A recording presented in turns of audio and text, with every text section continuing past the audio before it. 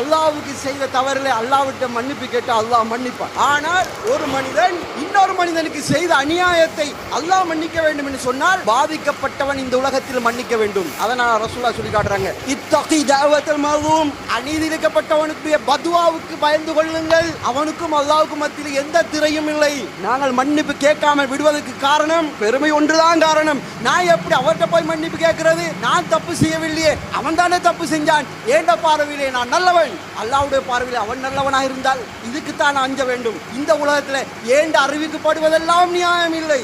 அப்ப அல்லாஹ்விடத்தில் அதிகமாக அவன் விஷயத்தில் மன்னிப்பு கேட்டுக்கொண்டு இருக்கிறோம். இந்த விஷயத்தில் கோட்டை விடுவோம். சில பேர் ஹஜ் செய்யக்கூட உம்ரா செய்யக்கூட மன்னிப்பு கேட்டு வாரது, அது வேற. எப்படி நான் ஏதாவது தவறு செஞ்சிருந்தா மன்னிச்சுக்கங்க, அதுல பெருமை வேற.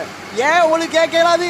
நான் உங்களுக்கு இந்த தவறை செய்திருக்கிறேன், அல்லாஹ்வுக்காக வேண்டி மன்னித்துக் கொள்ளுங்கள். தவறை ஏன் உணர்த்த முடியாது? அல்லாஹ் ஆதம் அலைஹிஸ்ஸலாத்துக்கு அப்படித்தானே சொல்லி காட்டுகிறான்.